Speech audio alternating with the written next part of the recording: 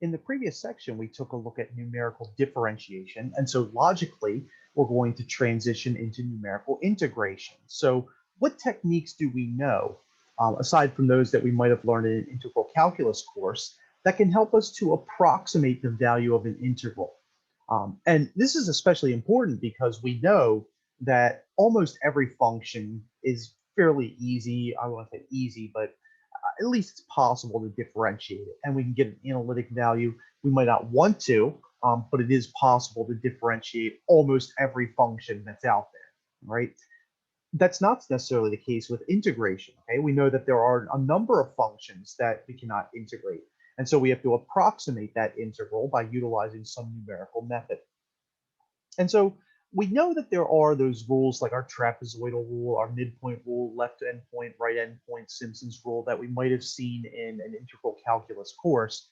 But we're going to take a look a step further from that in this course, and we're going to look at some other ones. And we're also going to program some of the ones that we've looked at in our basic integral class. So we're going to go ahead and start with the two main methods of trying to approximate or try to go through numerical integration, one of which we're going to lean on very heavily in this course, and the other one we're going to kind of just pretend it doesn't exist, and I'll explain why.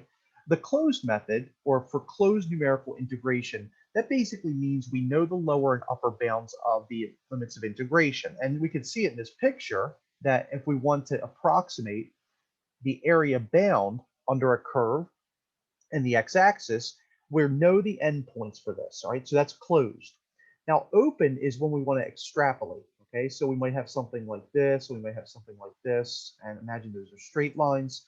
But we have all this stuff outside, all right, that we're not necessarily sure what those values really are. We're extrapolating, all right?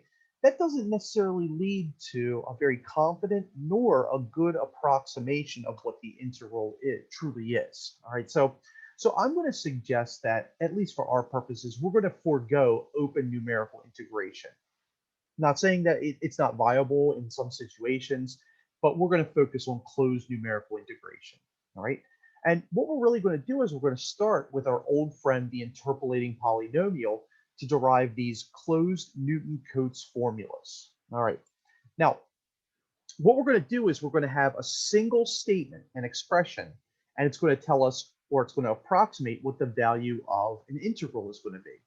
And what we're going to do is we're going to find an interpolating polynomial. All right, so you might remember our old friend Newton and Lagrange interpolating polynomials. We have a curve. We fit that curve. It's a transcendental curve or a not so nice curve. And we just use a regular old polynomial, which we know how to work with. What we're going to do is we're going to specifically integrate those general forms of the Newton and Lagrange interpolating polynomials. So, as a really basic example, we're going to use the closed Newton-Cotes trapezoidal rule. Okay, now this is not the same trapezoidal rule you might have learned in integral calculus. All right, you might remember that we had this formula for our Newton interpolating polynomial, right? First order. And it doesn't really give us all that great of an approximation of the function because we're using a straight line, right?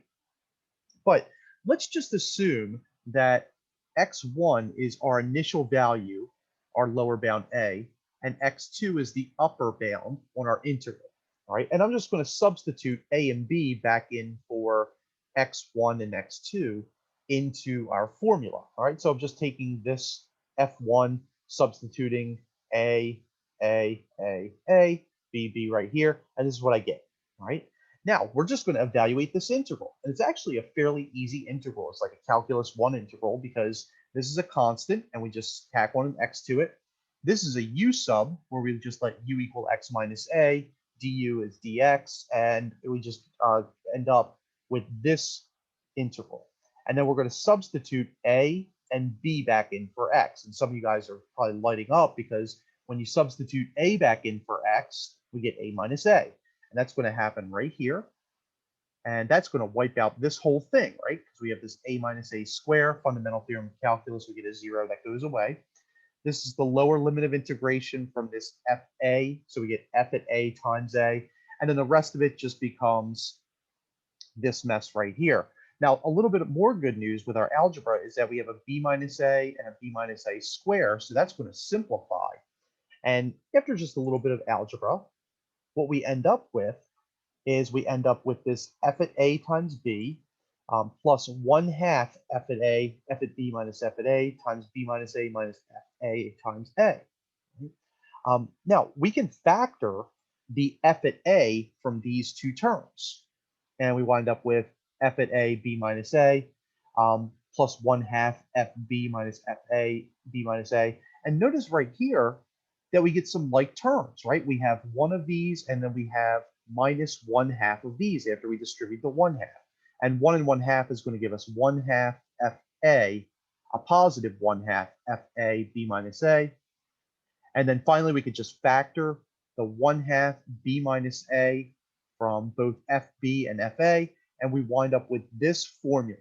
All right, so in reality, if you wanted to sit there for about 20 or 30 minutes, and you could probably fuddle through something like that and eventually wind up with this formula. And what that does is that gives us a very rough estimate of what the integral might be for a transcendental function, okay, like maybe a log or an exponential or something like that, or a trigonometric. And this is a diagram of what it looks like. Now, clearly, there's a lot of error going on in this function, right? We have our f at a, f at b, and we end up with this. So it's probably not the best way to probably approximate this. But we remember from a couple sections ago when we did interpolating polynomials, if you want a better polynomial, you use more points. And so what if instead of choosing 2 points, we use 3 points? And that's where we come up with Simpson's rule, which you might remember from integral calculus. Now, Simpson's rule, we're going to have an intermediary point. All right, so on my diagram up here, maybe I have a third point right here. All right, and I'm going to call that f at a plus b over 2, right? It's kind of the midpoint in there. And it doesn't have to be the midpoint, but it'd be really nice. It'd be sure nice if it was the midpoint, because it kind of average out those errors, what's going on there, right? And that's what we're doing, is we're getting a second order interpolating polynomial, because we know that if we have 3 points, maybe like this, then we can get a parabola, right?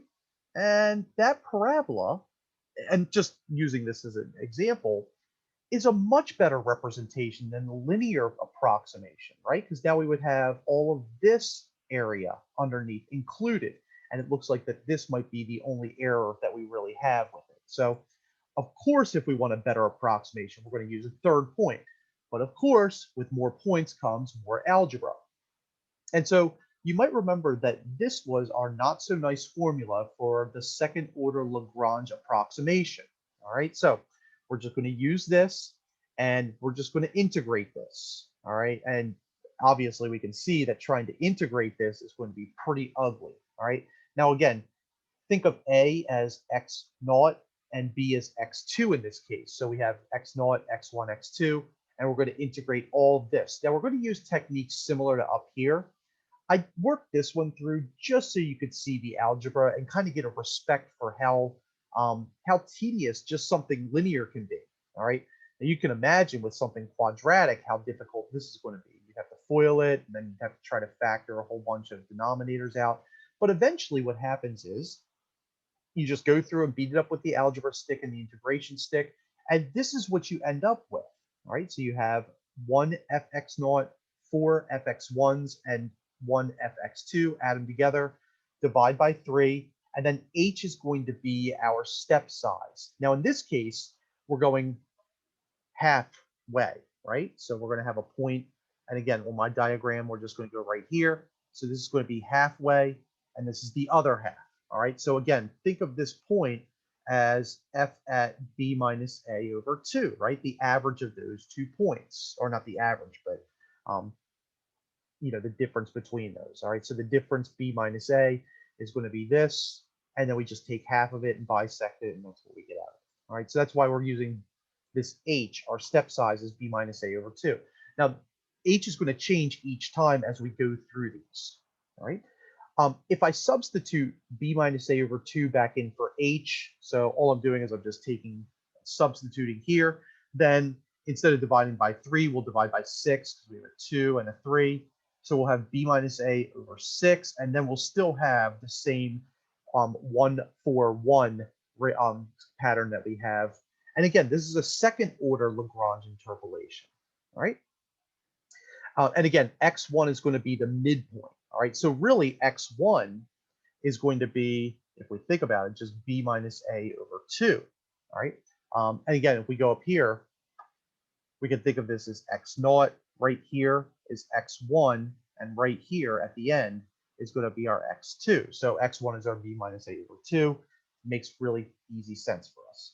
But of course, if we want a more precise answer, or hopefully a more precise answer, instead of using 2 points, you can logically guess that we could use 3 points. All right. And you can imagine if we had something like this just for a second order interpolating polynomial, then guess what we get? We get something even uglier. All right. And when I say ugly, it's not necessarily ugly, but it's just a lot to look at once. And so instead of having 3 points, we can have a cubic function by finding 4 points on the function. We get a third degree Lagrange interpolating polynomial. And now you're seeing the pattern. All right. We're going through, we're getting that Lagrange interpolating polynomial. And then we're going and we're just saying, okay, well, I'm going to integrate that. All right. Now, the only difference aside from integration and the formula is going to be the step size. Right. So we go through, we do the integration.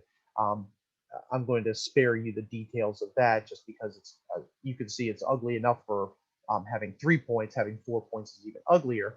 So this is what we end up with. Okay, so we have 3h over 8, and then we have a 1, 3, 3, 1 pattern. Now, we're going to break this up, not b minus a over 2, but b minus a over 3. All right, and just to kind of think about why that works. All right, so we have our function, and let's just have this. Let's have this as our x naught, and over here is going to be our x3. Well, what we're going to do is we're going to have 4 points, right? So we have a point, a point, a point, and a point, right? So this is going to be x1, x2. And notice how many different regions we get. I don't want to say regions, but how many different partitions we get. All right. So this is a third of the way, this is a third of the way, and then this is a third of the way. All right. So each time the denominator is just going to be, or for h, the denominator is going to be 1 less than the degree of the polynomial that we're trying to interpolate. Right. So we get 4 points. So h is going to be divisible by 3, right? Because we're just breaking up into thirds. And what I'm going to do is I'm just going to substitute this back in right up here for our h. And the good news is because we just by chance have 3 in the numerator and 3 in the denominator, it's going to cancel out, and we wind up with this formula. All right.